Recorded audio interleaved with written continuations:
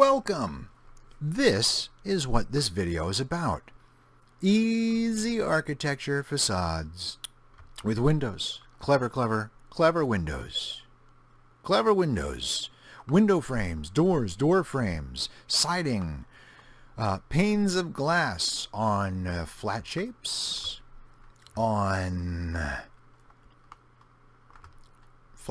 but we work some magic with curves to create these. I mean, this is a long video, man. Sorry, I don't usually make long videos, but it's just I've gotten to the point where all of my experimenting and all of my desires for creating an animation, I've gotten to a point where I need to have certain answers, and architecture is kind of hard. This is something where I take easy techniques and show you with different examples how to close up architecture. So we can go through and travel into things, but let me show you something. Watch over here in the part that's not quite rendered the same way. You see over here? That is a closed arch, but here we have it completely open. This is a technique that I kind of enjoyed pioneering and fiddling with, and what it really relies upon is a workflow. I get the workflow right, I get the workflow a little wrong. Even after doing it quite a few times, it's still a lot of information to take. New users will probably be pretty intimidated by the crazy. Users who are more experienced and are kind of looking for a way to generate more complicated architectural objects with a little less effort are probably going to get a kick out of this video. And it's not just straight shapes. There are also shapes that are kind of peculiar, like this horrible attempt at a log cabin I tried to do at the very end very quickly. Not only is this a bit of a log cabin, but it's something where I introduced the idea of a shaded window material. And everything is parented, and everything is smart, and everything is basically just as clever as can be, so that I can make duplicates of things, I can change windows. As a matter of fact, if you will permit me in this rather long intro, what if I told you that the magic of this was that no matter how complicated the geometry underneath the window or material underneath the window, you could still take one part of it, of what we create, and simply change your mind. And it's not using Booleans. I know a lot of people out there have Booleans on their mind, but Booleans have a tendency to destroy some of the geometry of the material underneath. This we can move, and it won't destroy the mapping or the material underneath the openings for the windows. And we can put in as many windows as we want if we are basically paying a lot of attention. If this looks like something you are interested in, and this looks like something you can actually wrap your head around, because we build it very slowly and we take it easy. I don't just throw it all at once at you. Let's see, is this the easy one? I gotta remember. Yeah, that's actually a little bit easier. The trick of all of this is really delightful, and I think that some of you are going to get a kick out of it. That's as easy as it is right there. From this beginning comes all sorts. So sit back, relax, enjoy yourself. You may want to watch this video a couple of times. If easy puncturing of architectural facades sounds like something you're into, then by all means, this is the video for you. These are the objects that we'll be making. So, yeah, welcome to the show, man. Get ready. Hello. Hi. Hola. Let's get started. I want to give myself about an hour. I'm running the stopwatch now. Blender 2.79B. Very important that we activate a couple of things for fun. So user preferences, let's just make sure that our add-ons, which are enabled, include in the 3D view layer management, and that happens here when it's activated. And let's make sure it also includes, if you haven't yet, the Node Wrangler add-on. Make sure that's enabled. You can hide all the empty layers, and that helps clean that up significantly. And you can name things. This first one I'm going to call Atmo for atmosphere. Number 2, I'm going to create the buildings that we'll be putting windows in, and so layer 2 is going to have basically the facades or the buildings. And layer 3 is going to have geometry that essentially is the holes creating space in the buildings for windows. And 4, it'd be nice if you could name it without an object there, and I think you can. If you don't hide empty, then you can certainly do that. This is going to be frames and lights maybe, and then what do you think? The 5th one might get a little confused at that point. This is a good start, and since I did call it frames, the frames are actually copies of the holes. The holes will be a geometry. Since we're talking about window holes, why don't we just make this a window hole right now? I'll tab into edit mode and hit X. I will delete only faces, and that leaves my edges. Control tab E and the letter A can select or deselect that entire group of edges. 5 and 7 lets me see it from above. 5 and 1 lets me see it from the front. This is something that I want to do. RX90, enter, turns it 90 degrees on the X-axis. Pay attention to that.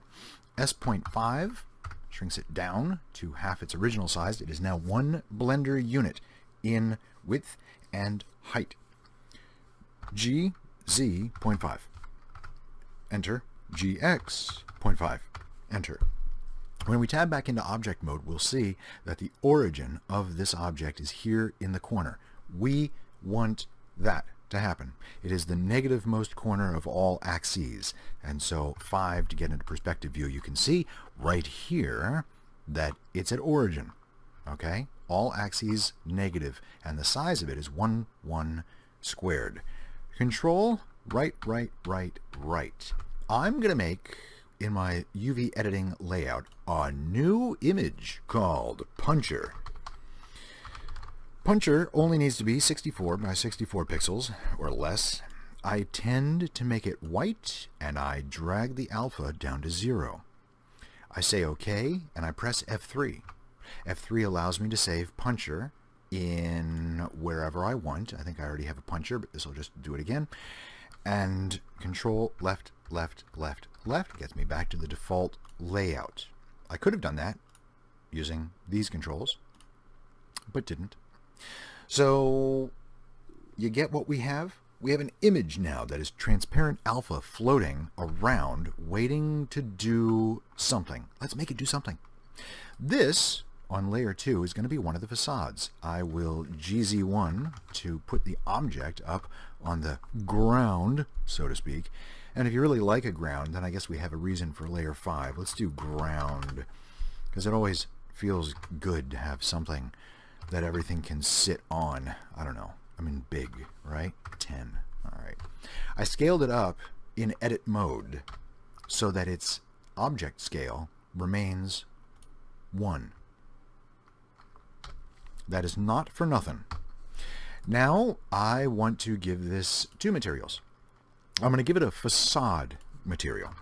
Facade material. And I'm going to make a parking space, create a new car to go in there, and call it back. The back and the facade both go on this. The facade is going to go up front. I will assign facade to the front. I will do Control I to invert my selection and assign the back material to everything else. Yep, I'm going to do it that way because we'll get to other examples later for something else. This facade is a little white building, and if I include layers 5 and 1, I now have an atmosphere and a ground. And there it is. This represents a small house with 1 or 2 windows. Rather than just representing it, let's put them in. So, our hole, which I haven't named, N, it's really important that you do layer management and name management. And I didn't name... I'm going to call it let me think of a clever 01, because it's the first of who knows how many. Cube house. Cube house. I promise. You really want to do that. 3 gets me this guy. I just want to pull it up front so we can see it. And I'll press G and Shift Y so it moves on the X and Z. I'm going to put it right here. So the facade of this building is Shift F3. Whoa, Shift F3 will give me my node editor for material node types. It is white. We want to mix this white with transparent, okay? And just end some of the suspense for you. I've done this way too many times to play games. The transparent and the diffuse will mix together. They'll mix together in a special way. What special way? Well, let's use an image. And soon, we're going to find a glitch in Blender. I'm going to pull the alpha into the factor of the mix shader. Now I'm going to use an image that I created and F3 saved in a folder, and it's called Puncher.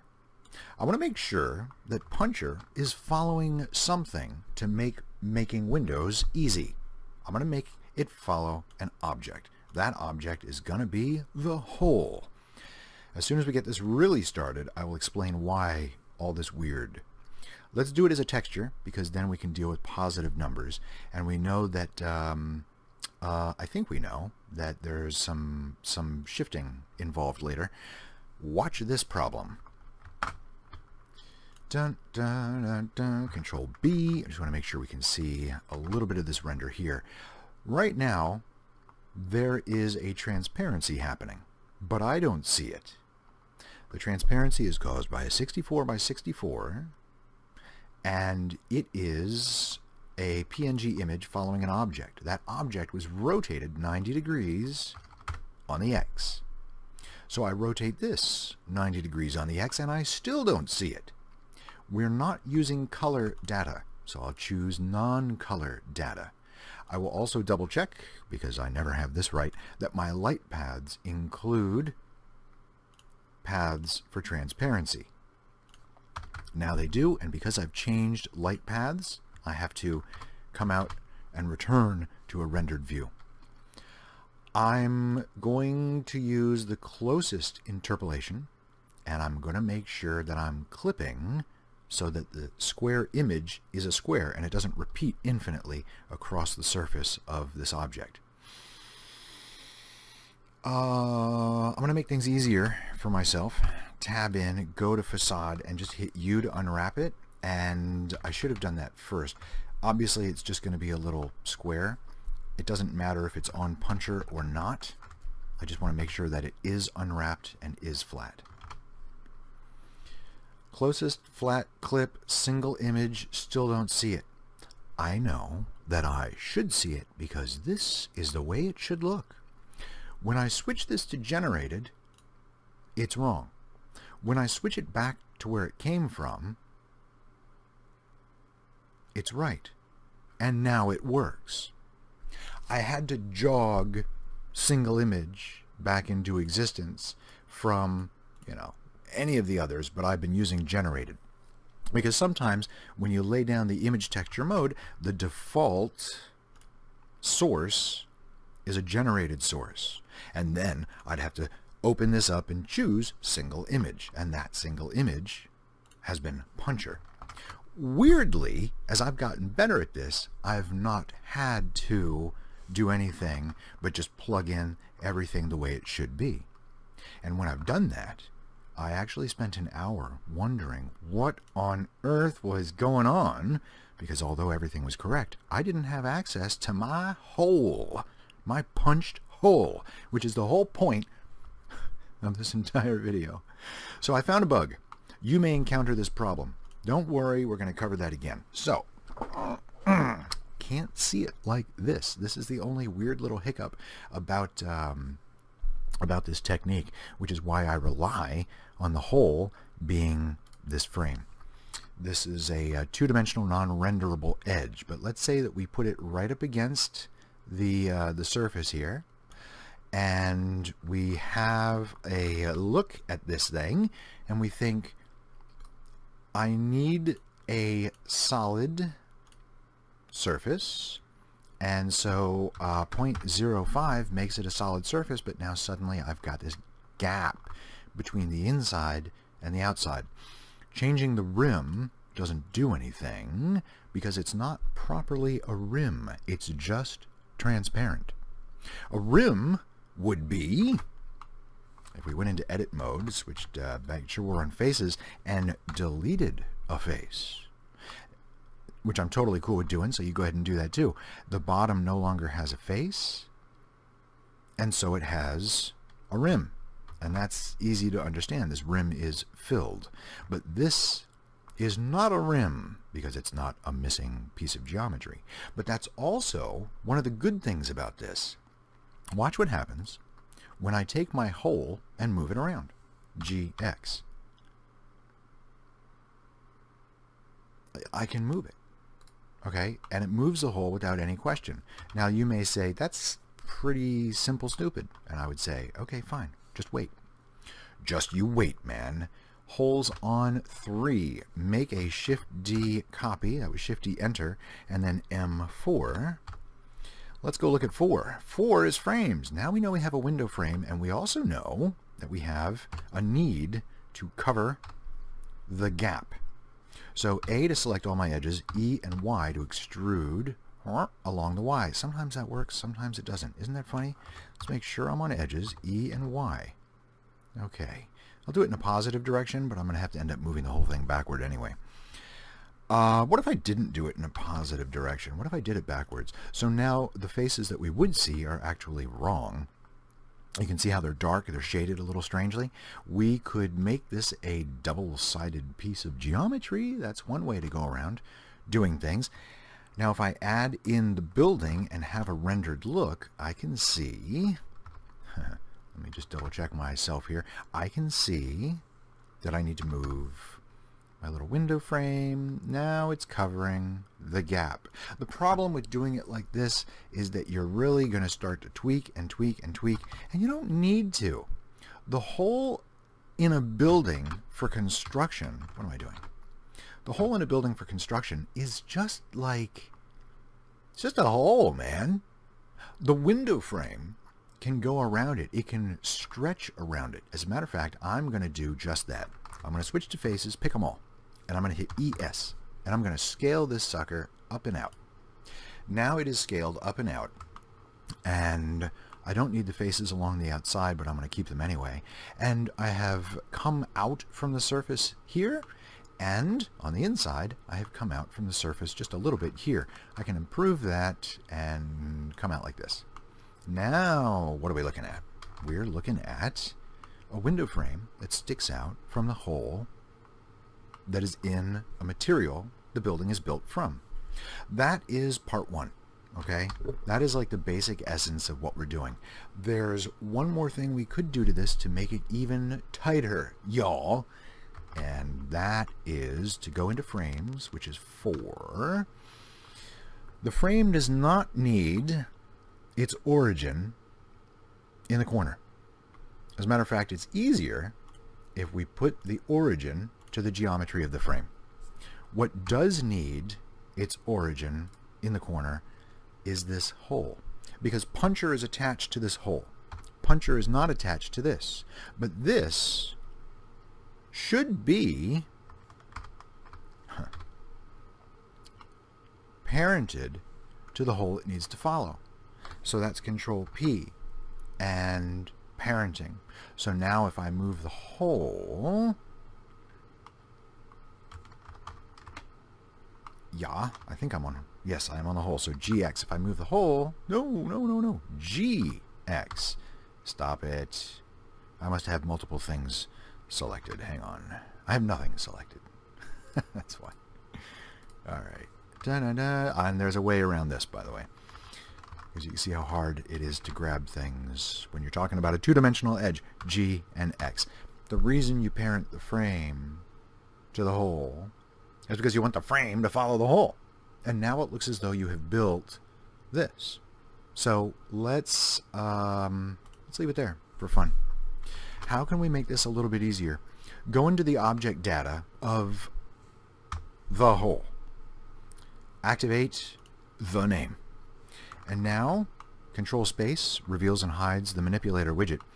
At the origin, we'll always see the hole, and that becomes important because why? Because sometimes a building, heaven forbid, has more than one window.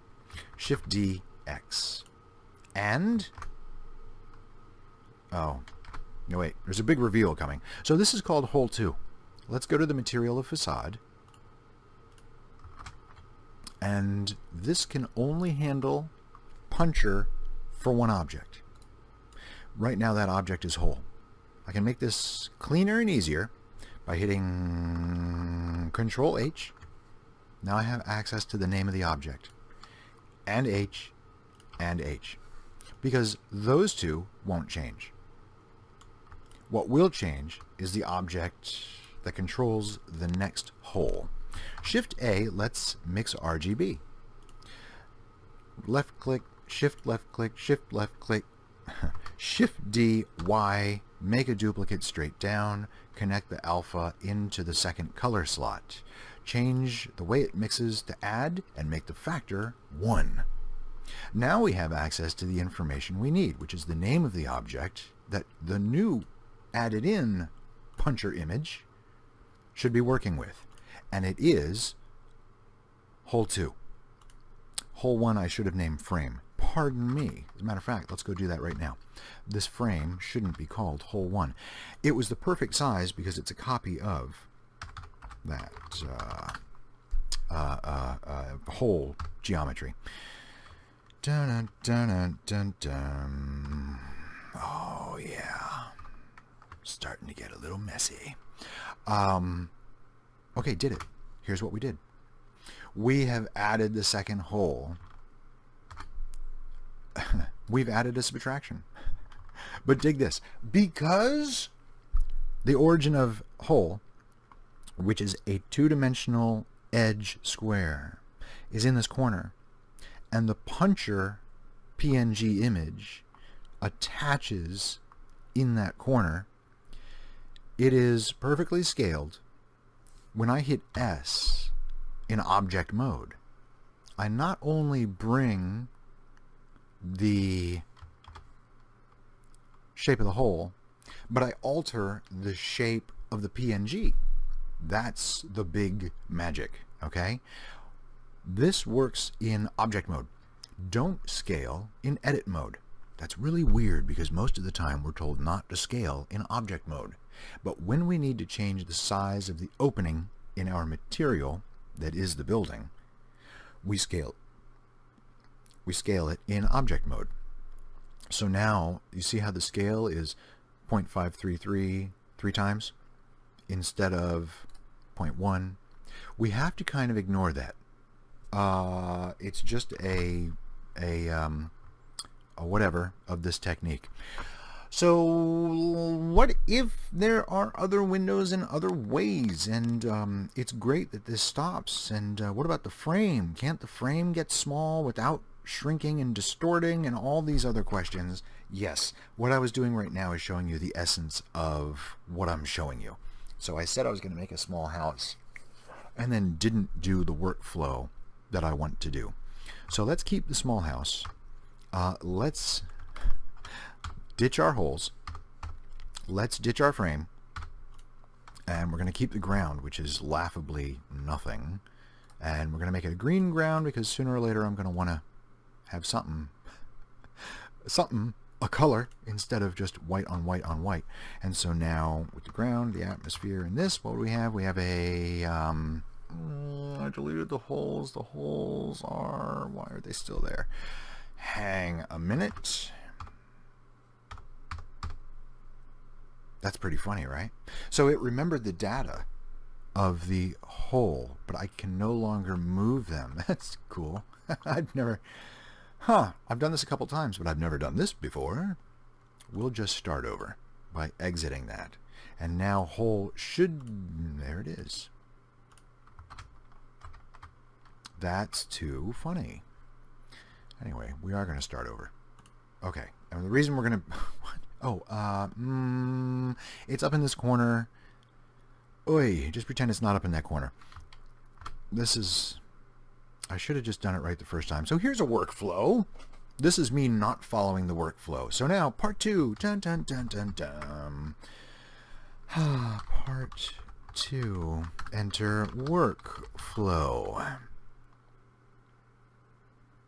Part 2, the workflow. So ignore the little hiccups when I tell you to ignore the little hiccups. One little hiccup is that there's a giant window up in the corner, because the object in question is this cube. So let me tab in and pretend that this is a little bit higher, and you'll see that things don't play quite so nicely. Now, I want to go back into facade, and I want to go back into a shaded. This layer is dedicated to holes. Let's very easily make that hole again. Plane, tab into edit mode, X, only faces, Control tab E, go to edges, take all the edges, and RX90, because right now, if you remember correctly, our facade is facing the negative Y. Like, that's how we're working on this example. So that's why I turned it like that. But while it's in edit mode, I just easily borrow the current location of its origin, and I say S.5, so that the PNG will be the correct size, GZ.5, GX.5, tab into object mode, and now it's done. It's kind of like preparing for success. So I can move it forward and backward and left and right and put it wherever I want. And relative to this little house, it's really important now in workflow that I put it where I want it. So this is going to be a window. And right now it's called plane. That's no good. I'm going to call it an O1W hole, window hole. And now I'm going to make a copy of it down here. And I'm going to call it O1 door hole. Yeah. Okay. So now we've got two potential holes. They're going to be two different things. Let's get it so that they are behaving correctly right now. Their position and their size and rotation are already correct. Now we know that there's an O1 window hole, OW hole, that was neat, and an O1 door hole. Okay. So from part 1, which was not officially called part 1, we already have this interesting information. And you may be looking for some sort of texture, not just a diffuse thing. Later we'll do color. Right now it's just white, because the idea is these things. Can't see them this way, but that's okay. And if you're clever with material and making opacity things happen, you might be able to make these show up on the material that way.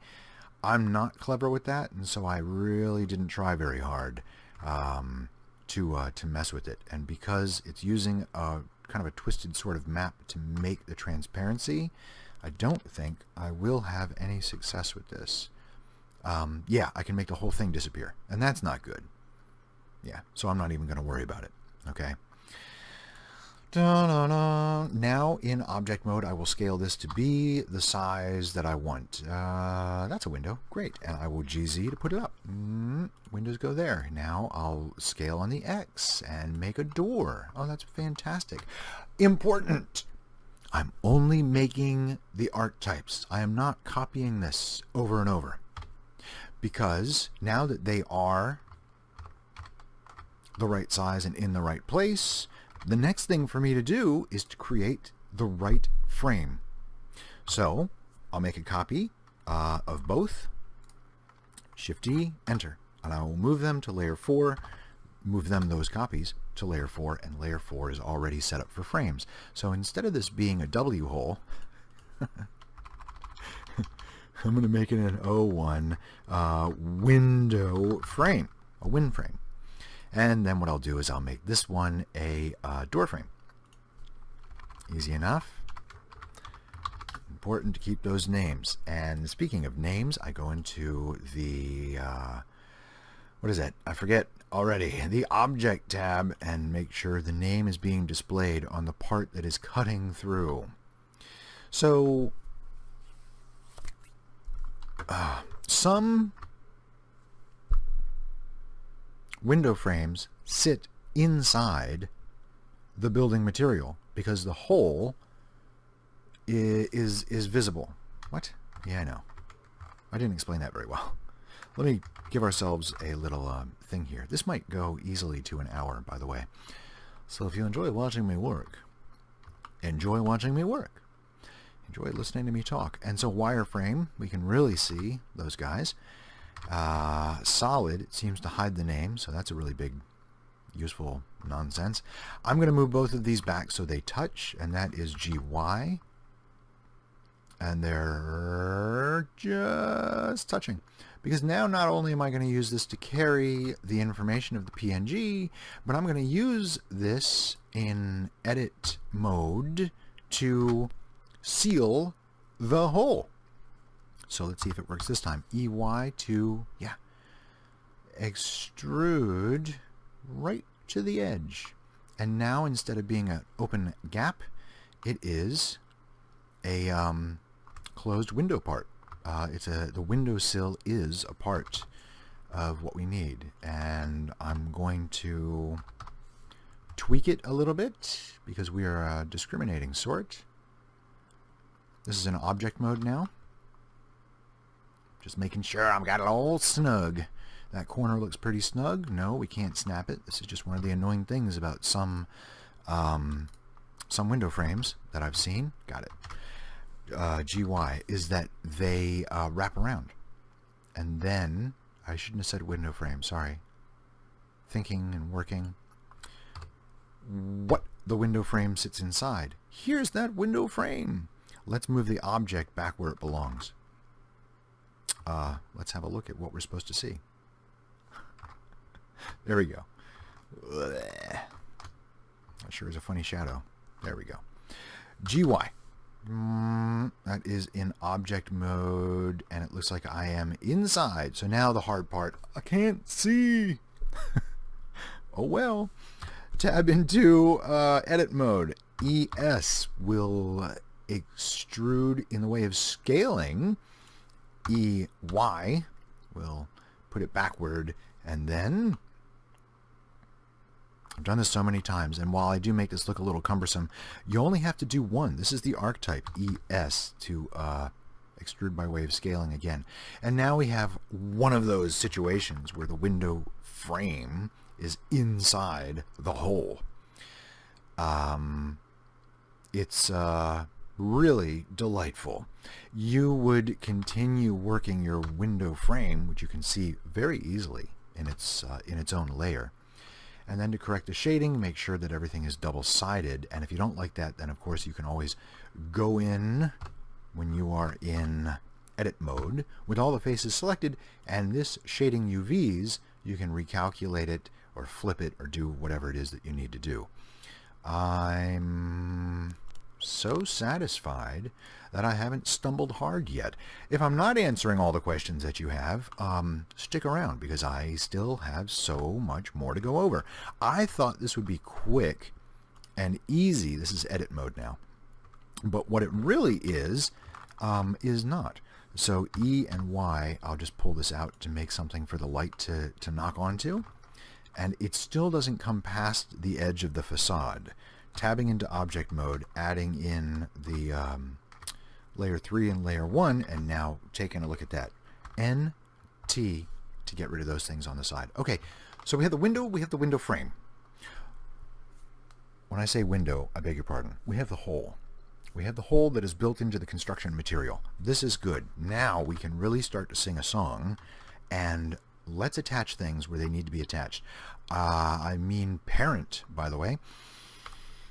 Take the frame and then shift right click select the hole.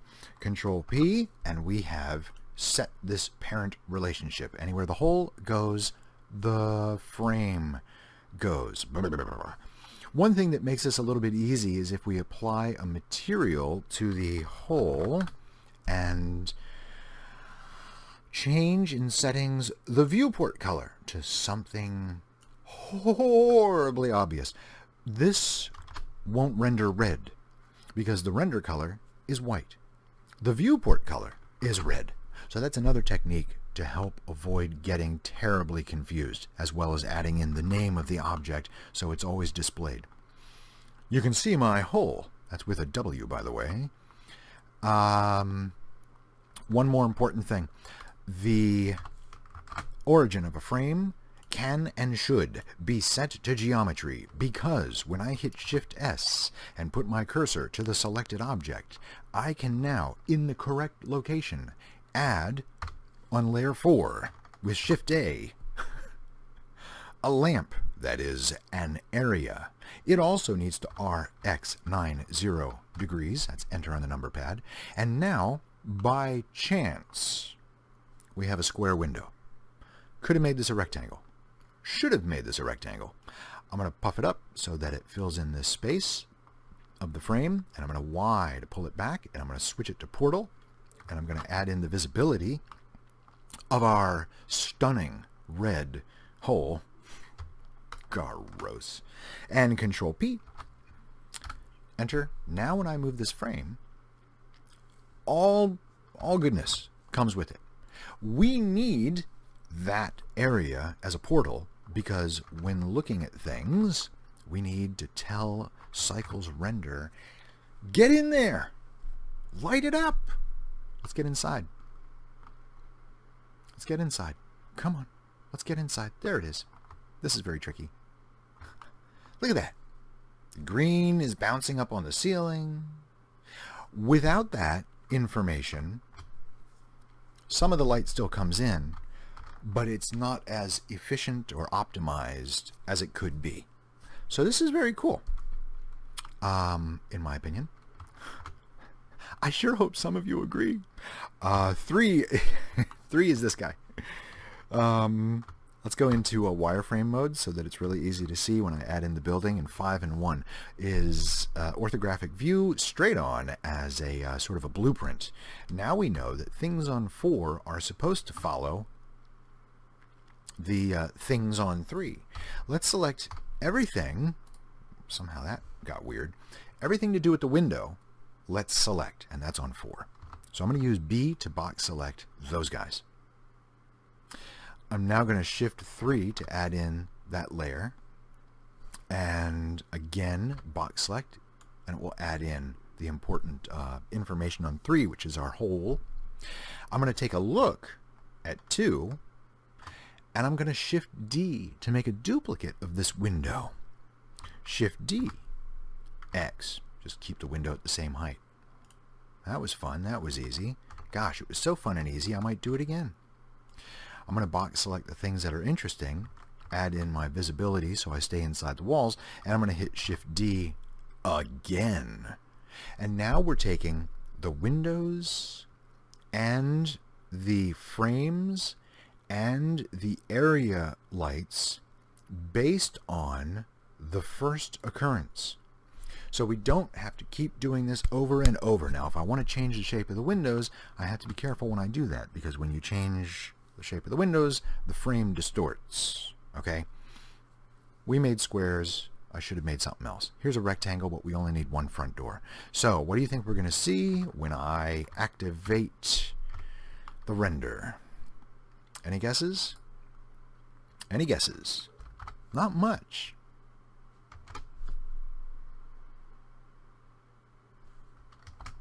The answer is here, because that material has only been told to show 2 of the holes. We now have 5. So we're missing 3. Can you figure out? Sorry, it's like kindergarten. Can you figure out where these things go? It's not important that you figure it out. How about I just tell you? So Shift D to duplicate that, and now we have the ability for 4 total. Well, we still need 1 more. So let me just pick out the things we'll need for 1 more. Now we've got 5. So let's add this into here, and frankly, because it's all add at a factor of 1, I'm not real particular about how this goes. I can just add this one in here, because addition is, you can put the numbers any way you want in adding. 5 plus 3 plus 10 is the same as 10 plus 3 plus 5. I mean, when I do it, it is. Now, we have 5 things. We started with a O1 hole. Now we know we need an O1 hole 1, O1 hole 2, O1 hole 3. this does get a little screwy when you have multiple doors, multiple windows on one texture. Ha ha.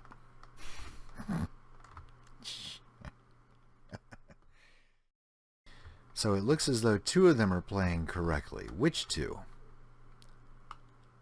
1 and 3.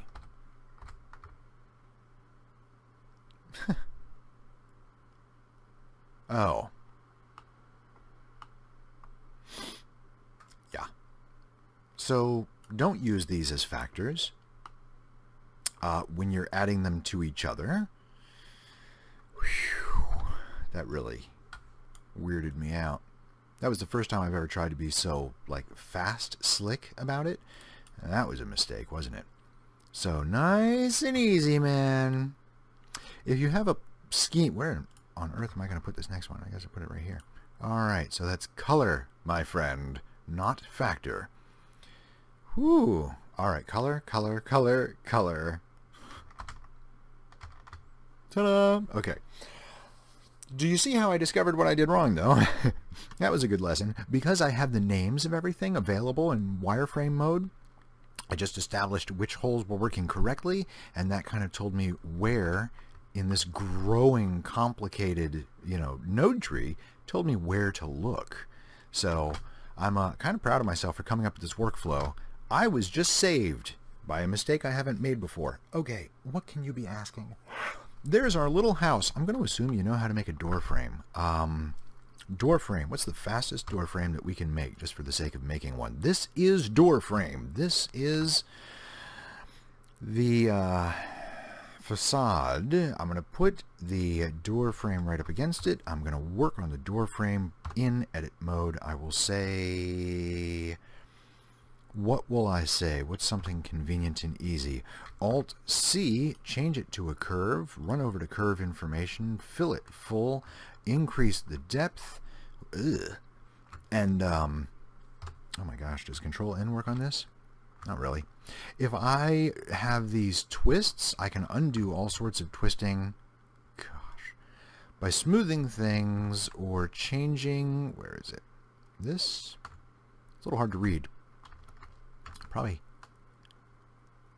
Which? Is it this one? Control-T does your twisting for these guys. And that's going to be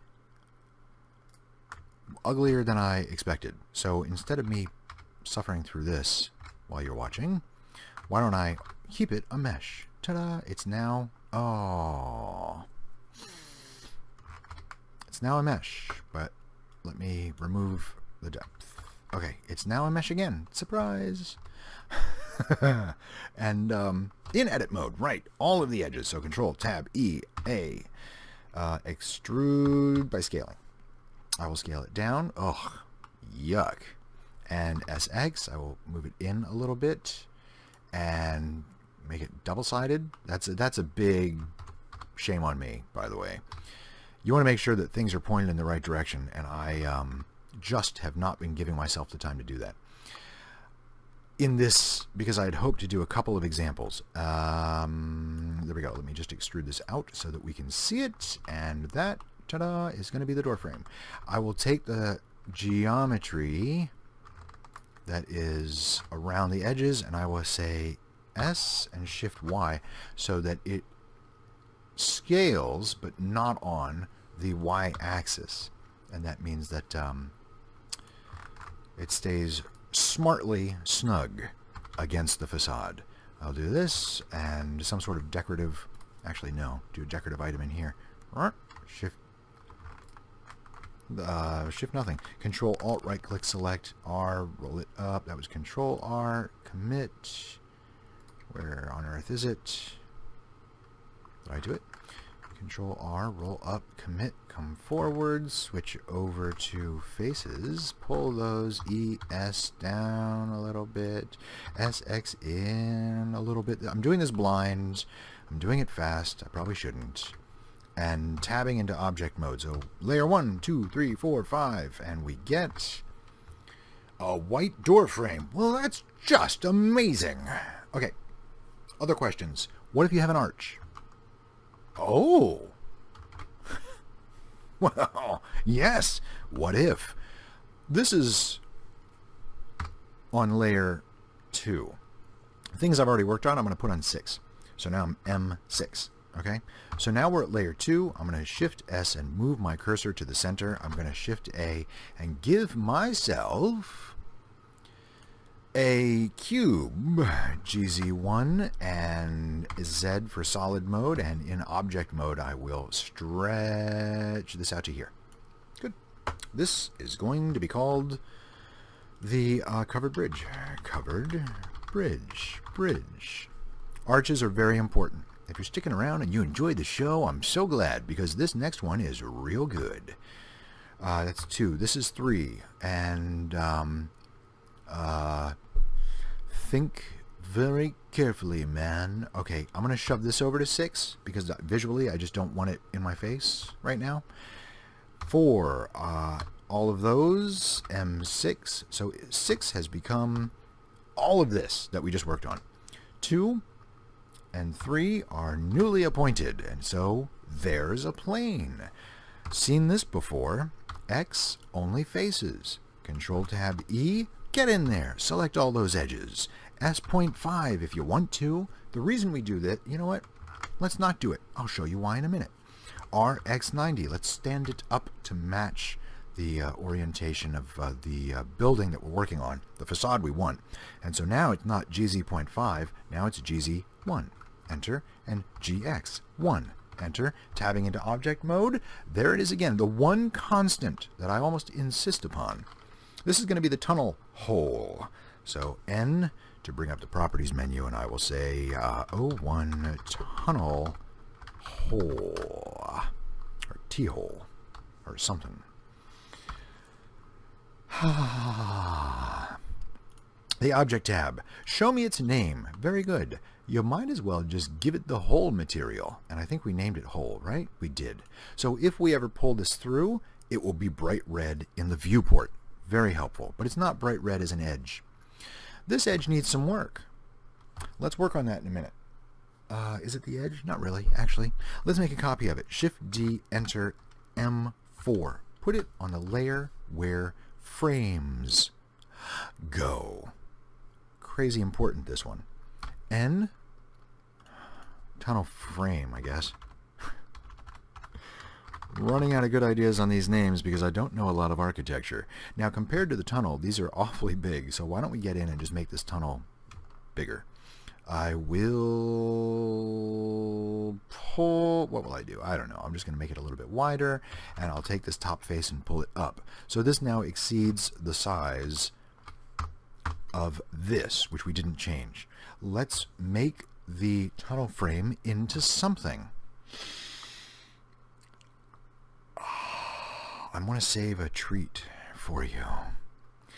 I'm going to save that treat for later. Let's match things up for materials. Let's pull this forward.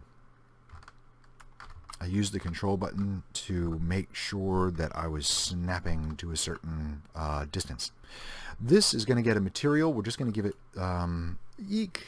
some naming convention. Oh, facade. Okay, good. Tunnel facade. So I'll make a copy of facade, and I'll call it tunnel facade. Very important that now, because it's a copy, we won't be disturbing anything for that first building. Whoa, all of these. We only need 2 to begin with. Whoops, and that's not 2. Dun, dun, dun, dun, dun. This would be 2. Like that. I wonder if I can hide these. Da, da, da, da. A lot of the keyboard commands that work in Blender's 3D interface, I should have known that was going to happen. They work in the node thing, and I already knew H makes them tiny. Don't make them tiny. When you build this, you basically have, one thing, 2 thing. Okay, so this is one thing, and that one thing is called tunnel hole. So let's change the name of this one thing to tunnel hole. So we have O1 tunnel. Oh, there it is. Good. And the frame doesn't count yet. And so because we really only have one object, let me go ahead and just plug that one in. Okay, good. So this, shh, it's not there. It's not there, and you cannot see it because you just made this. You're so smart. now, nope, yes, good. That is what you made for the tunnel, and that is the result. Dun, dun, dun. This is why we have been shrinking the size of our, we've been making our hole small, is because the PNG of 64 only takes up 1 Blender unit square. And the default size of a plane is 2 Blender units square.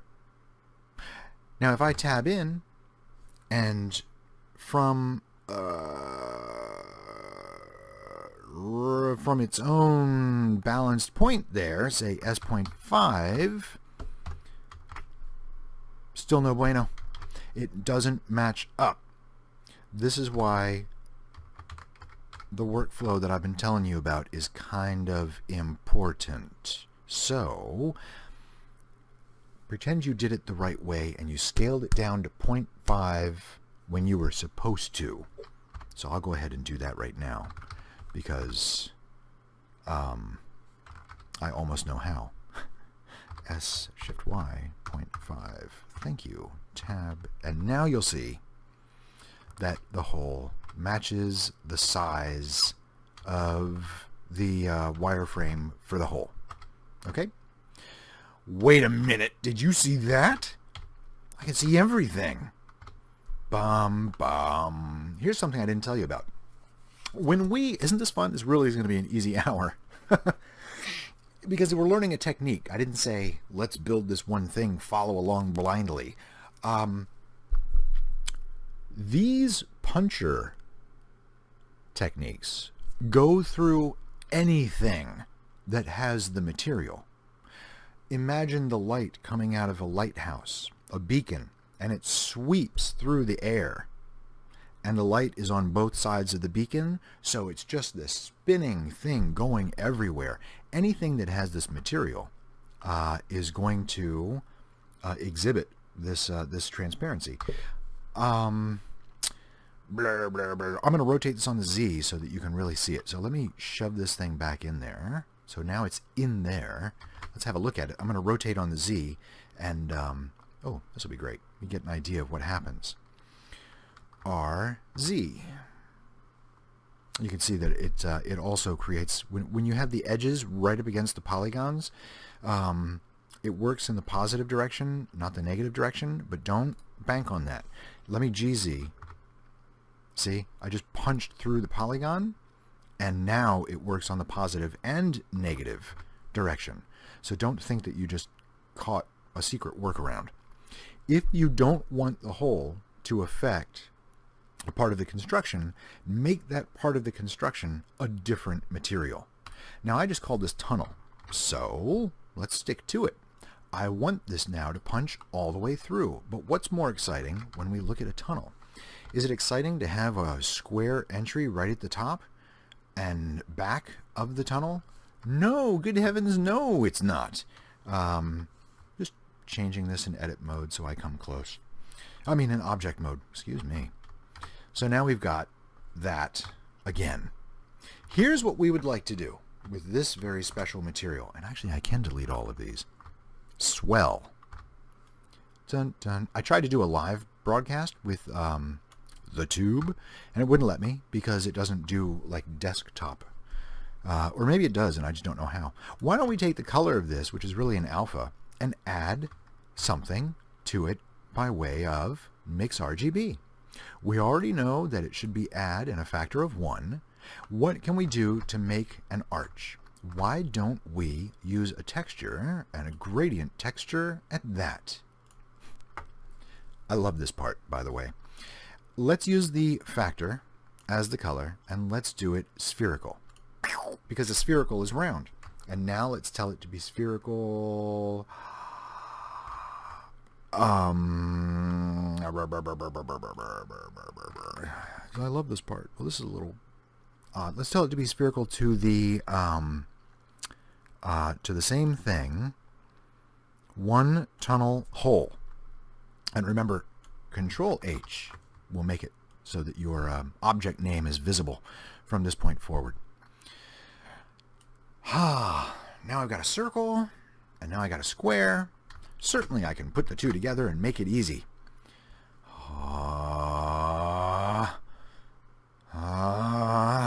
I see a ghost. Yeah. You see a ghost because a gradient isn't as on-off as our puncher. With a constant interpolation on a color ramp, we can change how the gradient texture is working. Let's do that. I'm going to take the first color stop, which has a value of 1.0. I'm going to click and drag it. Oh, I see it. By Jove, I see a circle. Oh my gosh, I don't see a circle. I see a sphere. I want to see a circle. All right, now I can cheat and see a circle this way. That was 5 and 1 on the keypad. That's kind of fun. Let's make it the right size, more or less. Let's put it in the right place, more or less. What? How do I do this? You do it by putting in what I took out. A mapping node. H will show you what's up. We don't need a rotation, and it can be a texture or it can be a point. But more importantly, when we change its location, we change its location. Maybe I'm wrong. Do it as point. Do it as texture. Yes, texture. Okay. Whew. Oh, come on. Get in the right spot. There we go. So it's a 0.5 on the X and a 1 on the Z. And obviously it is still in need of a little work so that it matches the size. There it was. 0.344 for me. It'll be different for you. But that's the joy of using the color ramp and having it it's delightful. 0.344, whatever, good enough for me. But it's not shooting through, man. It's doing what it's supposed to do and being only a sphere. Let's keep at it and make this even more fun. I'll add a solidify modifier, and now when we look at this thing, I've enjoyed 0.05 as my solidification.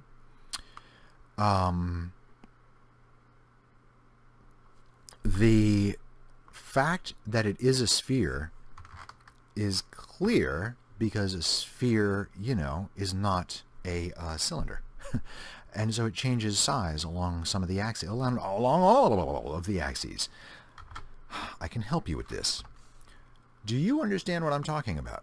Whoa, that's sickening. All right, do you understand what I'm talking about? What we have is a sphere.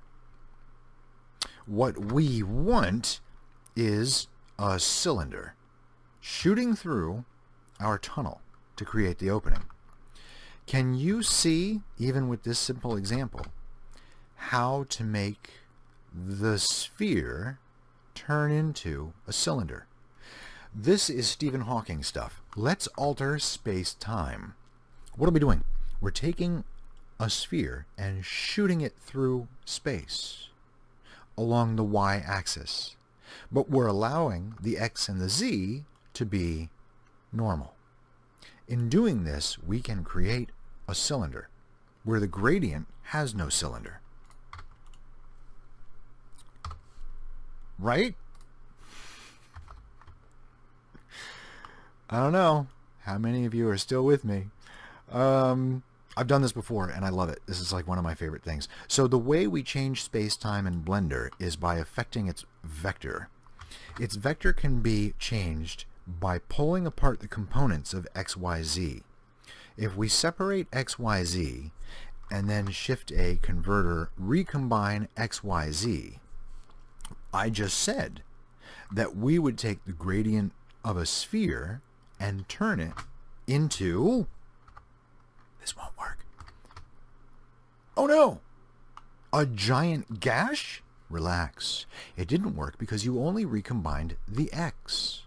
We said we want the Y to never complete.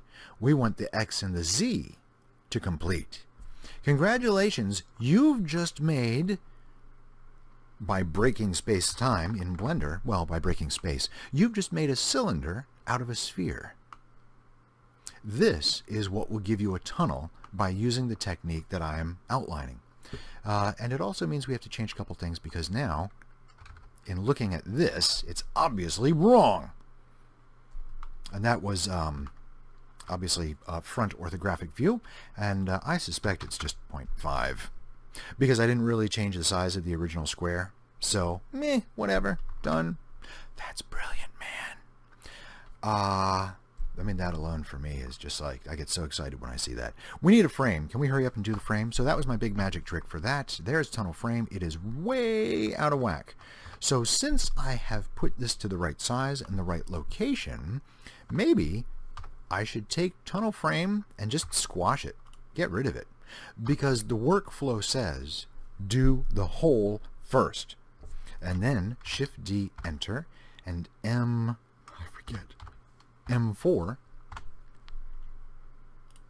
to play with the frame. Now we know that we have a frame that has a circle on top. Damn it. So if I go into edit mode and extrude along the Y, so again, it didn't work. Reselect all of those edges and extrude along the Y. Really? Wait a minute. Edit mode, extrude along the Y. Okay. It brought with it the material of frame. It shouldn't really be red, but there it is. So we could just kill the material by just knocking it off of this object. We also don't really need to see the name. I mean, I think we know darn well what you're looking at. This thing needs to be parented, so that if we ever move this in the future, it follows along.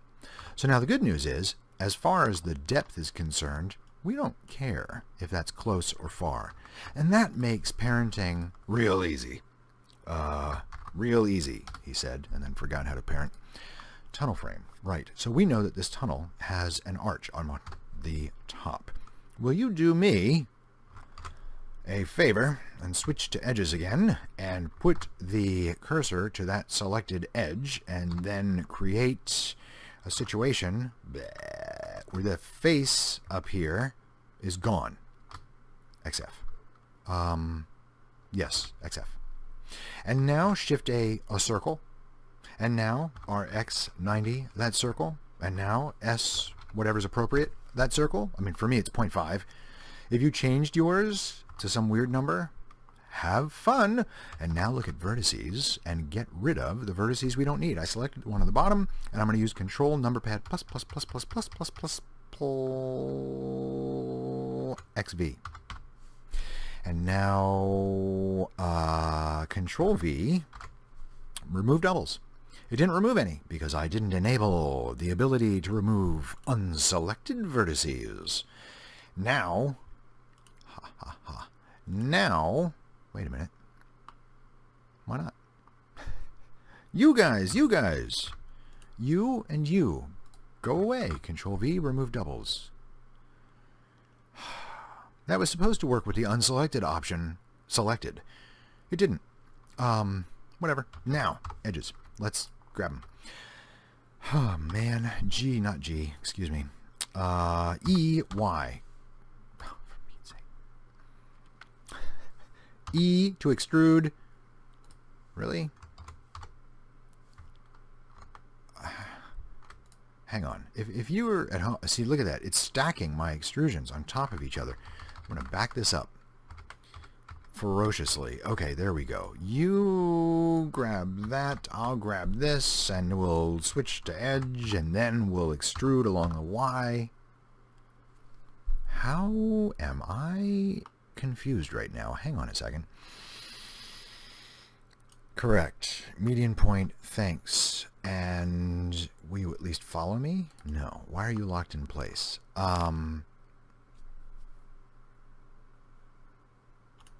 Stop the snapping. Got it. Okay, and it's already extruded again. Huh. How do you turn on snapping? With Shift Tab. How do you turn it off? With Shift Tab. What happens if you're snapped and don't even know it? Pretty much nothing, dude. Alright, I need to really back up. Okay. I was snapped at this point. obviously, because snapping is on. Alright, I'm now unsnapping and using Control Number Pad to XV. And now I will take every vertex with Control L that is still attached to this, Control Tab E, go to that, EY, pull it back, just eyeballing it, because really, come on. Now I'm going to take those, Alt Shift right click, select that, S, Y, 0, now they match. They match, okay? They match. Switch to vertices, and then just to prevent weird light leaks, I'm going to say Control V and remove the doubles there. It should have removed 4, and it did remove 4. Now in solid view, I could see that I need to do my cheat trick, which is double-sided. What if it wasn't a cheat trick? What if you actually went in and took care of the shadings and UVs? Select all those faces and say recalculate. Do they point inwards? Sometimes yes, sometimes no. That's why I use my cheat. These are all pointing outwards. Guess what? That's not helpful. It's not helpful because we need to see them on the other side. So I'll flip the direction so we can see this from the inside the tunnel. Bleh. Okay? It's following the frame. So I can just move the frame and then shove this thing in. Wow. Done, dude. I hope you're getting a kick out of this. Because by not making one particular thing, I'm like kind of burning my energy cells out a little bit. Alright, so make it more exciting. That's a Control R along the edge band, and then mouse wheel up once, maybe twice, and then what I'll do with faces is I'll take those edge bands and ES to scale them. Now it's not going to be as pretty this time as doing the same trick to a rectangle, because you got to remember it's also going to pull up the floor. So GZ to set that down, or you could just not select those as a part of your fancy little trick. But maybe I want people to trip and fall when they come into my tunnel. SX, because now the crown of the arch is really dramatic. There are other ways to do this in a perhaps more elegant way, and I'm not going to do them now. So ZC, I'll deselect these things, and then Z back into solid mode. ES, and there we go. Now we have a nice little thing for the light to play on. I like shadows. I like when the light can grab a shadow. What am I doing with this? Well, because it's supposed to be at the edge of the building, I kind of want to make it look like it's at the edge of the building. And so what that means is either jamming it up against or ES those edges and putting them back, GY, putting them back inside. So it's a tunnel shape that has, I don't know, a flange or something? Tunnel shape that has a flange. Yeah, I'll go with that. Oh, like I said, my architecture terminology is a little weak. Now this thing goes all the way across. Up to you how you want your frame to follow through there. You can Control D, or you could just in edit mode stretch this thing all the way back. Whew. That's an hour. I'm gonna do. We haven't turned these. One more thing with this tunnel. I'm going to make a copy of tunnel, hole, and the arch. I'm going to do that. Oh, this will get funny. Shift D X. They are now duplicates because I've created, in terms of workflow, I've created what I want to see. I'm going to turn these in object mode along the Z-axis. RZ, 90 degrees. The reason I'm going to do this... Oh, and I didn't put a... whoops. Sorry, guys. I didn't put a lamp to go with this. Let me just... jam it in after the fact. This is totally bad practice on my part. RX90, this should always get a lamp, because Blender Cycle Engine really requires a portal to get it done correctly. And ta-da, we finally get a rectangle. So 5 and 1 to look at it from a front orthographic view, like an architecture's blueprint. Pull the X so it goes a little farther than the frame of the whole. Pull the Y. Because it's a two-dimensional object, there is no Z, so it's X and Y. And then go ahead and move this close-ish, but outside of the frame of the whole. Select your whole device and parent that area lamp portal to it. And then, because I forgot twice, I'll do it again. Area lamp thing, RX90, and then RZ negative 90, and then come to our new thing. Bummer. I was hoping I wouldn't make a mistake like this and just like waste precious time. Because some people are like, I think I get the trick, but you don't. There's more. Good heavens, there's more. Irregular shapes, that's what's more. Right now we've done flat surfaces for this facade. I have one more trick to show you, which makes this thing really, really cool. And I'll parent this like that. And I think that's pretty much got it, right? Yeah, that's pretty much got it. Okay, back to our tunnel. Meanwhile, at the covered bridge, gonna plug in a couple of these. Now you should know this. How can I make this actually affect the bridge? What's my axis? GX. I just want to tighten it up. GX. How can I make this affect? Because right now, oh, that's cool. And there's your proof. Or is it not your proof? Wait, did I not change it? Hang on, that may not be your proof. Portal, there's not your proof. There's a mistake. That's what it is. That's not proof. There we go. Now let's see what it looks like. Nope, still can't really tell. But it's waiting for a hole. Let's make a hole. Gosh, I hope this portal thing works on transparency. Because imagine if you had a window, a glass window. That would be transparent. And a portal matters, right? Yeah. Yeah, exactly. Here's our tunnel. There's the tunnel hole. Here is the part that included the arch. Now, we have to treat this whole Goliath as one mess. I'm taking not only the PNG, but I'm taking the sphere turned cylinder. Come on, that's worth at least a one-hand clap. And I'm going to lift these so I can see them. And what I want to do is add something just like it. B. I love distorting time-space. That's one of my biggest tricks in Blender, by the way. You're welcome. Now, this is in the same spot as tunnel hole. What's the name of what we just made? Wireframe says tunnel hole 2. Great. I can do that. There I go, not naming those damn frames. Whoops. Don't be like me. Name the frames. Let's add the color. Shift-D to borrow it and just chug it in. Put the color socket to the color socket. Leave the darn factor socket alone. It is add the value of 1. And because we distorted time-space along the X and Z, leaving the Y to be a big old, hiccup along a different hole. Okay, you see it, right? Me too. We don't need both of these.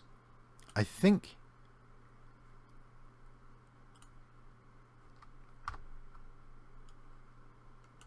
good. Yeah. This makes it easy. So if you're doing arches like I'm doing, keep it easy. You can use the one texture coordinate to inform both the puncher and the yes, that's where we were. Cylinder, sphere turn cylinder. Okay, I'm near the end of what I can do straight through. That's an hour and a quarter. We just fixed it because the local Y of tunnel hole 2 is shooting in a perpendicular manner. Pow! Remember, this is a vector that's not global because we told it to go with the object. And the object was rotated in object mode along the z-axis. Okay? I don't know. Who keeps up with this stuff? Like, I get it, but it can't be just me, right? There's other people. You guys get it. You guys are cool. Let's do it again. How many do I want? I don't know. How many do I want? 1, 2 more. Let's do 2 more. I'm glad that we're keeping things tidy. This is actually really convenient. More convenient than my practice runs. This goes along the global Y. See? If I do a local Y, the local Y is shooting in through the tunnel. How convenient was that? Okay, Shift D, Y. I should probably have my tunnel visible. Yeah, that was helpful. Shift D, Y again. Holy moly. And now with the portal light helper, that's magnificent. Trying to pretend... There we go, that's center. Okay, fine. No, they don't show because they're not added yet in the material. But now it's so easy because we consolidated. We added 2 more holes. So why don't we just... Wow. Right? You know what I don't know how to do? Is create those like panel... Like people make nodes... I don't even know. They're not just groups. It's not a group. It seems to be some other thing. Oh no, frames. Maybe it is a group. I don't know. I don't know what I don't know. You know? So why don't I just take one of these and pull it over, and I'll add the new suckers. Oops, hey, get in here. I'll add the new suckers in with the old suckers. Yeah. Like, I'm not too proud, but I'm proud enough. I have to be careful with the names because I forgot to name the frame of the tunnel. So I'm going to skip. It looks like every other one. That should do it. I'm so happy. More importantly, where's our ground? Ha ha ha. That's kind of funny. Hang on. Oh, it's because the ground and the bottom of the tunnel object are in the exact same spot. Blender hates when you do that. Let me select plane and let me GZ. Down is fine. Up is fine. In the exact same space, and Blender is just like mad at you. For good reason. Don't put polygons in exactly the same place. Their faces create problems when they are like overriding each other exactly. Ground. Da-da-da. T-W. Subdivide. I like this trick too. Let's do it 9 times. Let's go fractal. Let's wobble it. Ta-da. Now we have a ground that's not a razor flat sheet. And to me that's better. Final piece of importance when it comes to... Gosh, where's that thing? There it is.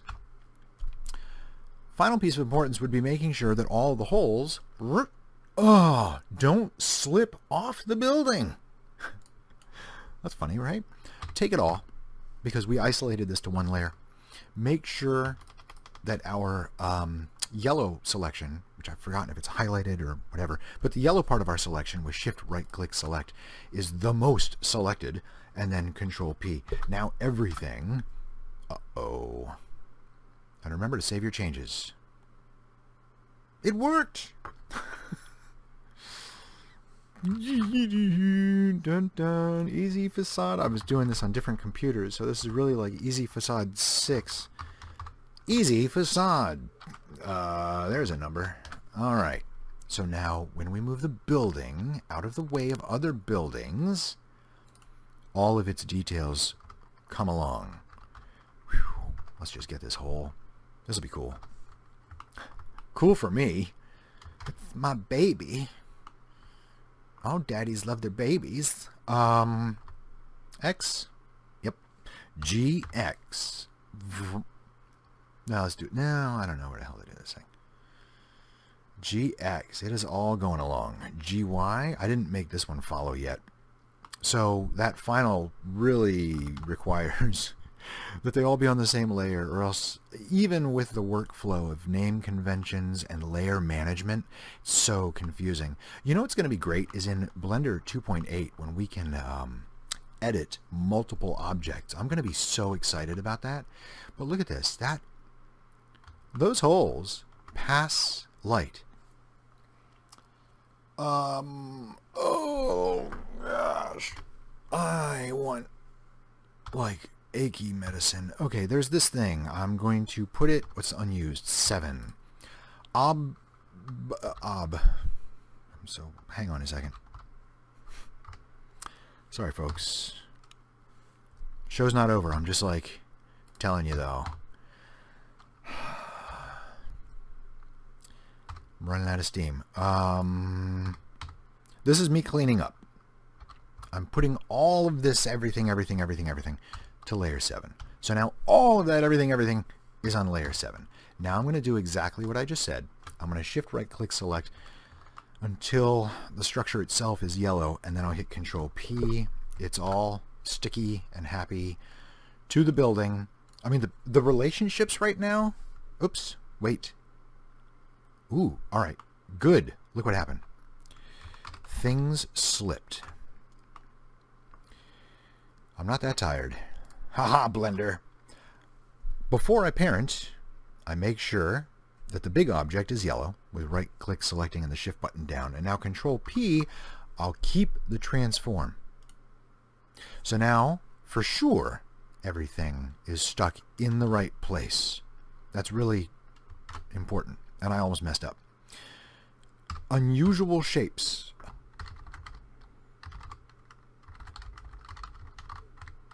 All right. I've had a little break. I feel so refreshed. Okay. What am I looking at? A clean slate. Shift S. Return the cursor to center. That was nice of me to make a clean slate. I love keyboard shortcuts. Shift F9 gets you the outliner. Shift F3. Shift F5. Okay. I had a thought. I'm going to make a test render about these portals. Okay, good. So our security camera fisheye perspective shows us, oops, on the portals. Everything is gathered up at that first window. I corrected it and spread them all out, and the lighting change is pretty obvious. Portals outside the building have an effect. Portals inside the building, it's darker. I did not make a mistake. Portals belong outside. Wow, I don't know if you can really see that. We can see it here.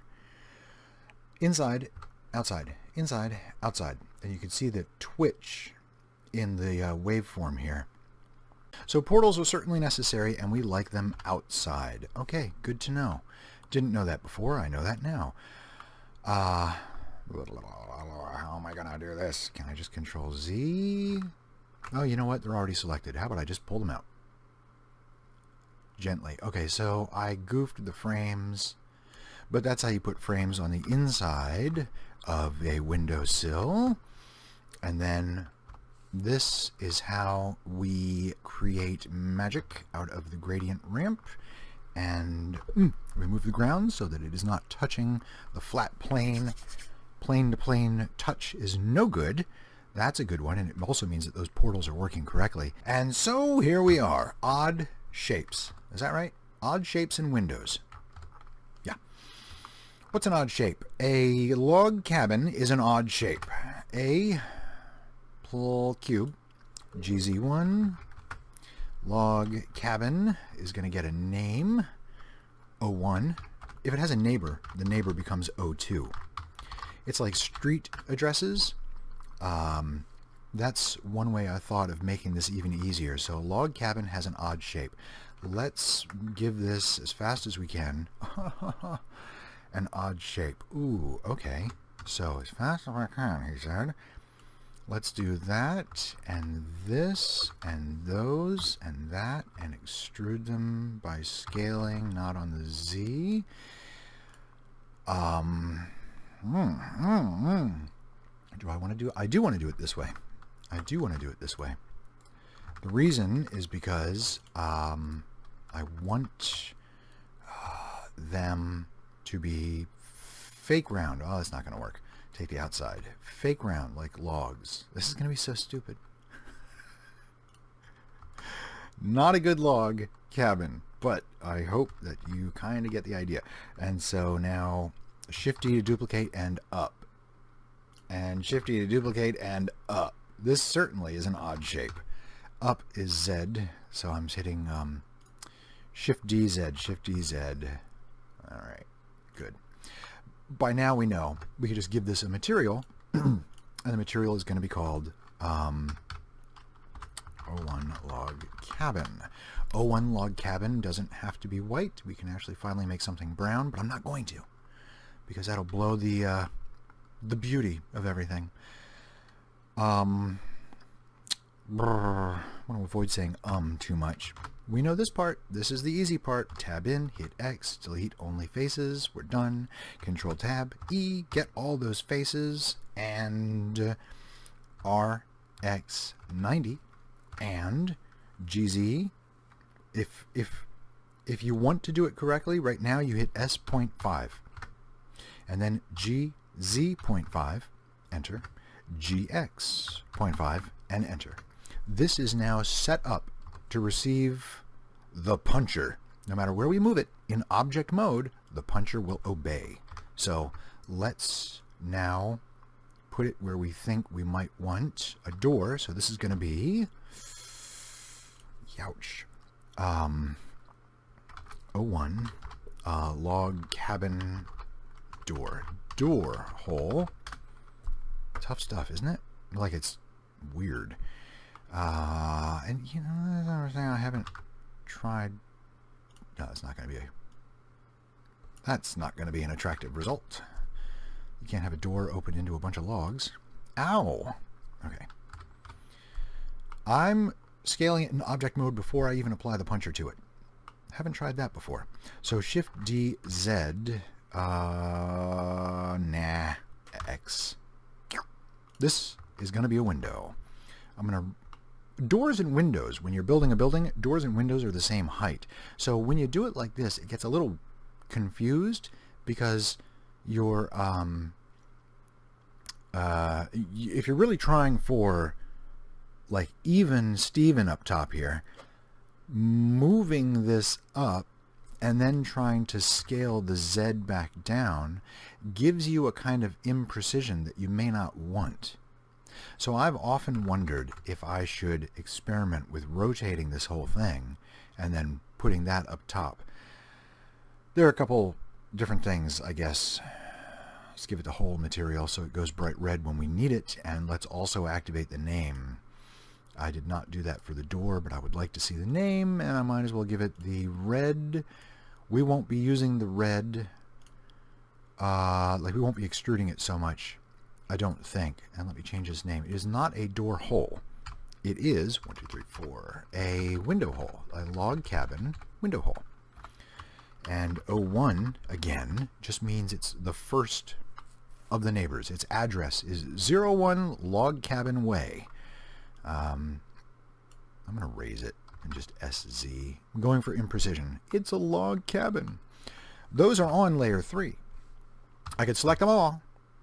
Shift D to make a duplicate of them. Hit enter and M4. Move them to that 4th layer for easy manipulation. They are no longer holes. So whatever was, come on, hole is now going to be window. Whatever was hole is now going to be frame, door frame. I beg your pardon. How did that not stay? I guess I didn't hit enter.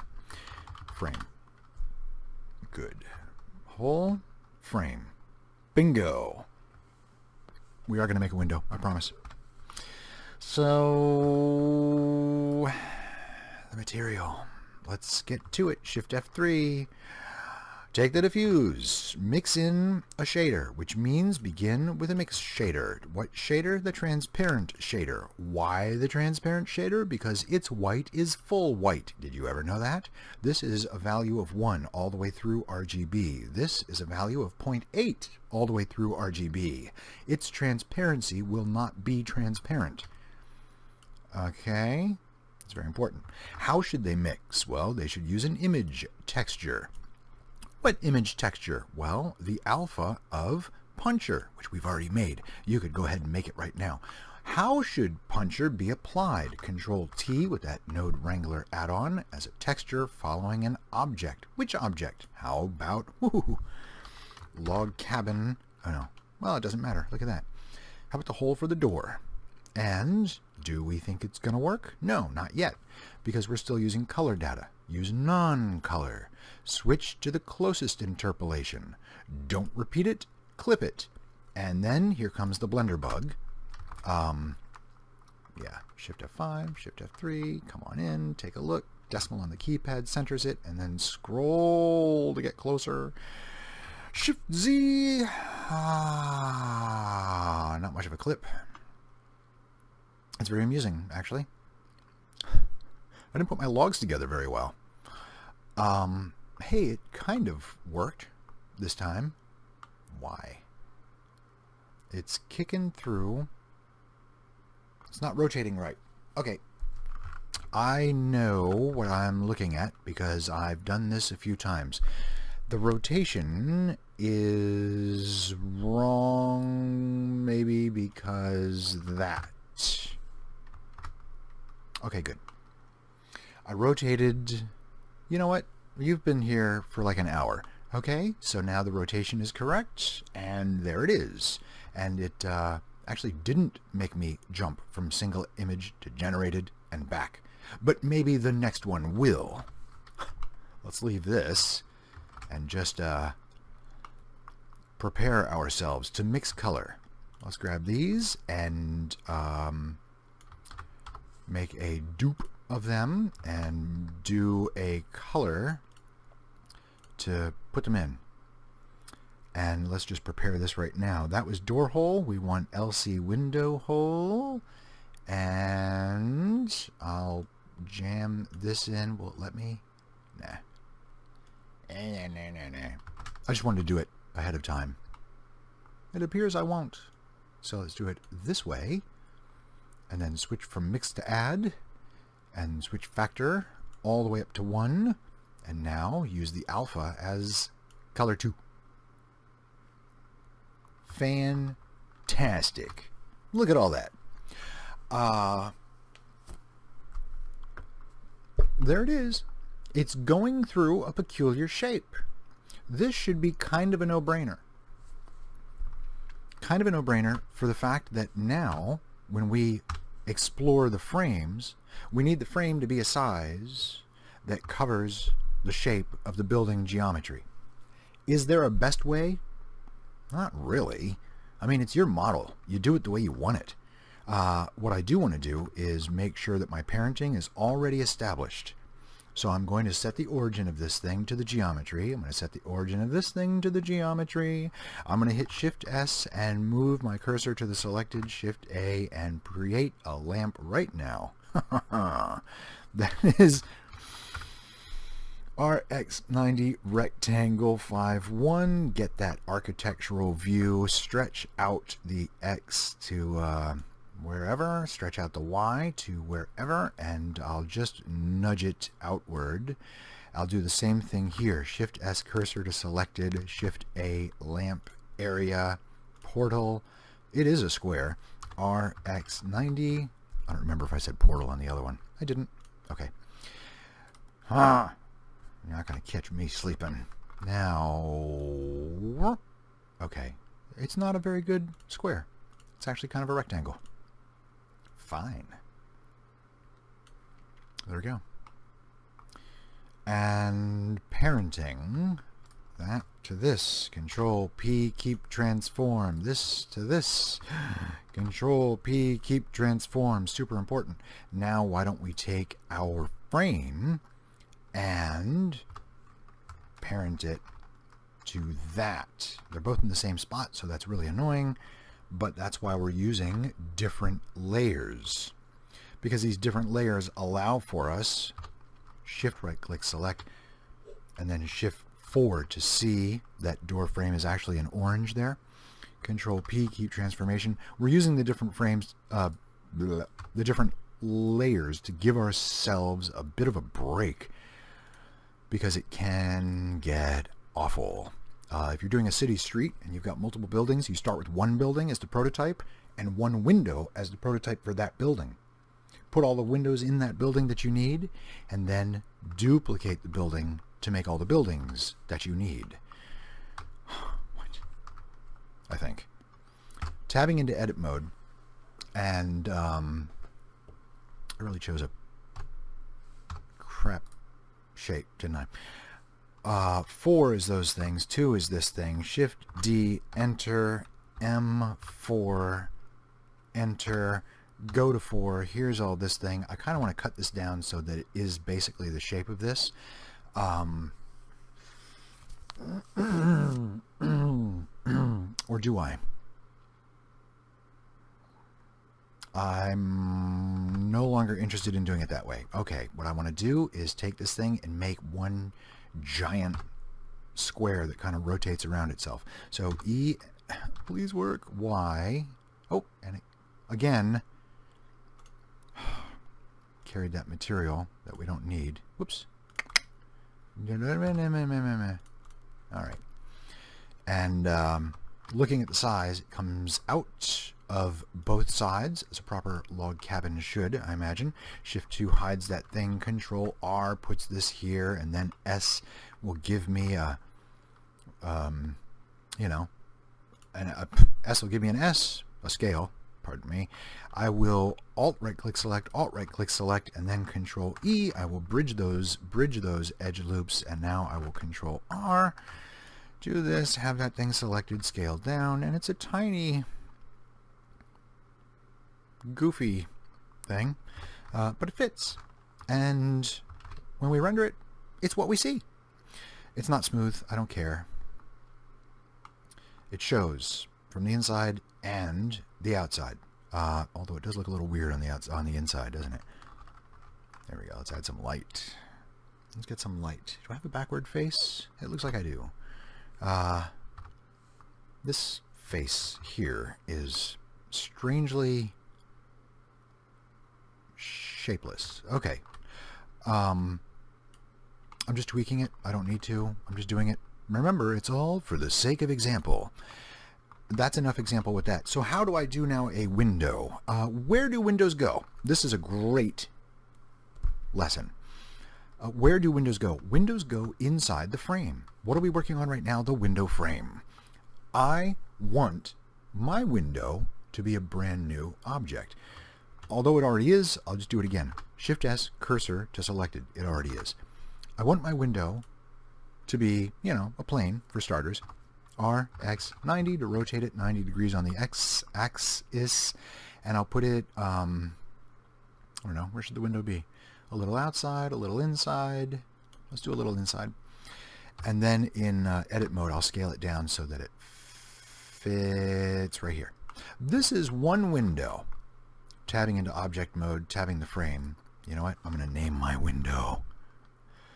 Holy moly. Window pane. I'm not putting the address of 01. LC window pane. Yes, I will mention that it is for the log cabin. All right. Now, how do I know where it should go? I can take those two and forget it. I'm going to take all of these, Shift D, X, pull them over. God, it's hideous. Go to edges. That's so bad. S is for scale. Z, 0. Same thing there. Golly, that's a funny shape.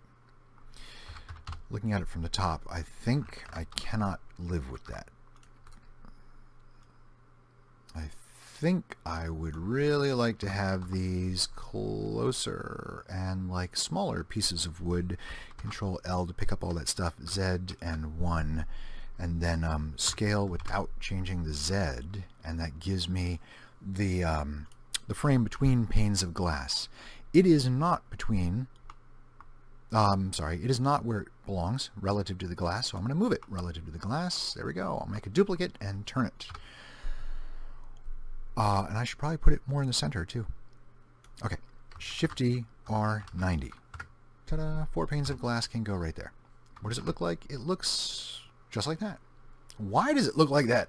Because our window, our pane of glass, still ain't good. It's that big. I'm going to move it in object mode. I'm going to scale it in edit mode so that it fits. You can do this too with every pane of glass you want to make. Now, hang on. I'm going to shift right click select in object mode the frame.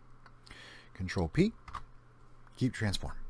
Now, I will make another pane of glass after I give this a material called pane. It won't hurt. What is pane? For me, it's a combination of two things, not surprisingly. Combination of two shaders. So let's mix shader, a diffuse color, with Shift-A, a transparent shader. How would I like those two to mix? The answer may surprise you.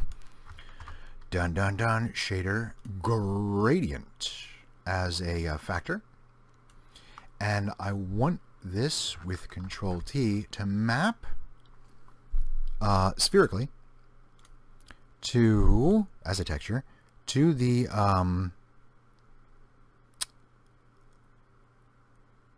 as generated. Here's why. Because when we look at it, and it's a lot of fun to look at,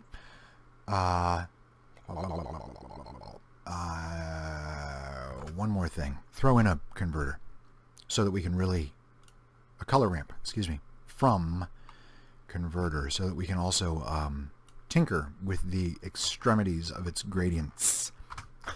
What? Yeah, I don't see it. I know you don't see it. I know. Location. I know. 0.5.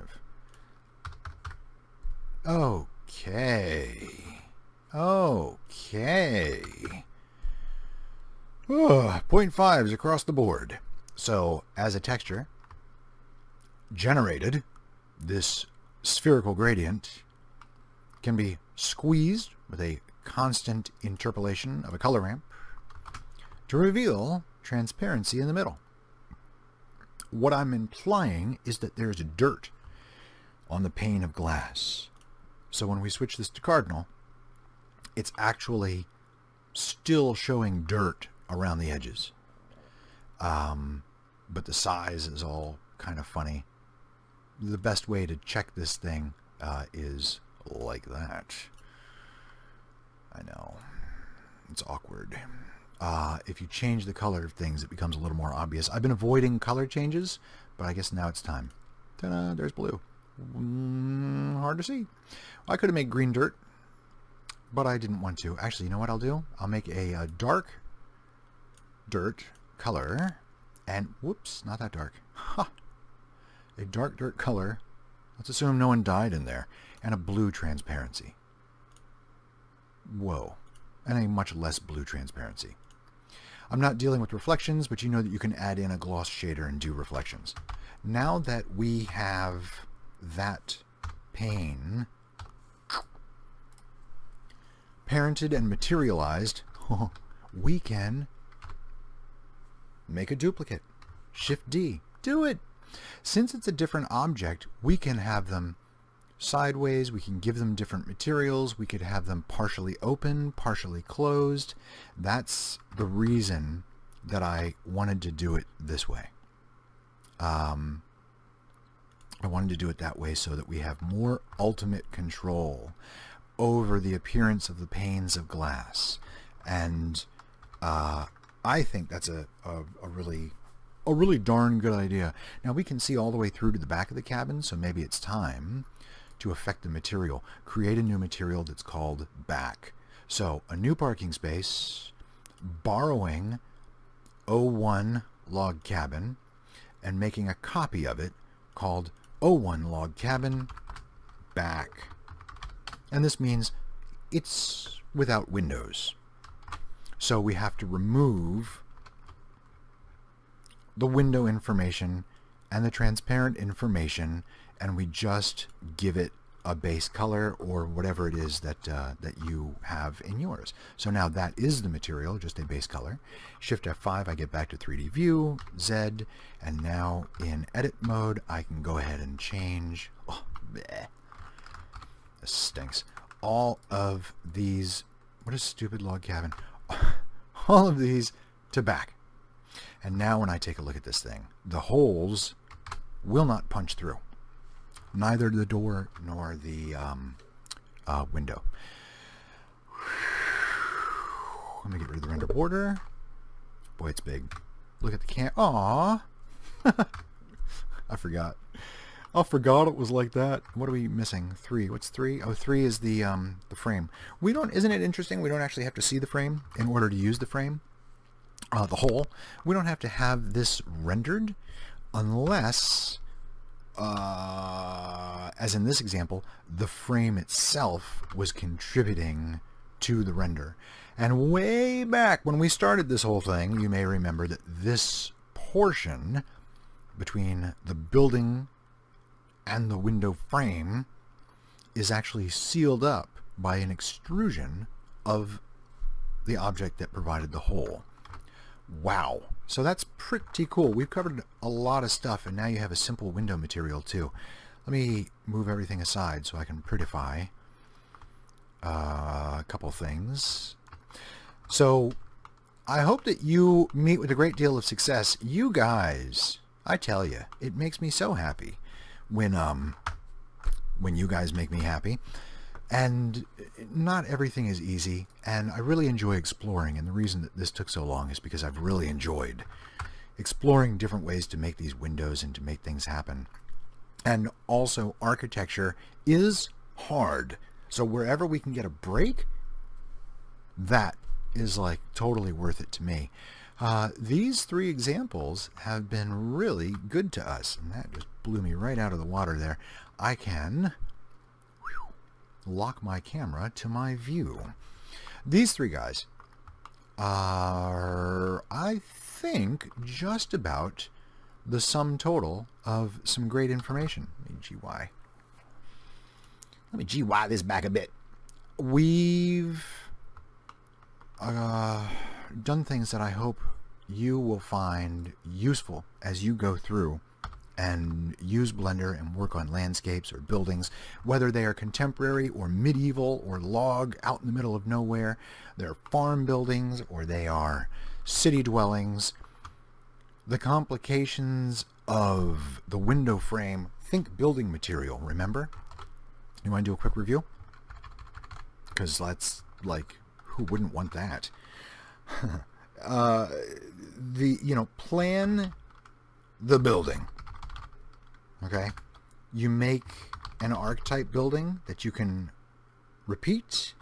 So that's an archetype for both the building and also the windows and doors. And then basically what that gives you is like a library. And that library creation can then be copied as you go along. Then make the, not frame, then make the hole. Make the frame, which is probably where your decoration is going to be. And then you can do your panes of glass. And don't forget, area lamp as portal. That's very important. And also your parenting. So utilize, remember, the layers, and also in the objects tab, name. Or name. There, name. That's even better. Name. That will help you find all the stuff. And the material does get a little chunky, but I think it's worth the effort of keeping track. That's what I got. That's where it is. And it's just so fun to see you guys watch things. Thank you very much for watching this one. If you stuck it all the way through, you're dull. And so, I appreciate it. Okay, your thumbs ups don't go unnoticed. And any questions, you go ahead and put in the comments. You guys are great. Thank you very much. Meet with success. And I'll see you in the next video. It might be another marathon like this one, but I do hope that you think it's worth it. I appreciate your watching, your comments, and your subscribing, thumbs, and all those good things. So keep up the good work, and I'll talk to you again soon. Thanks for watching.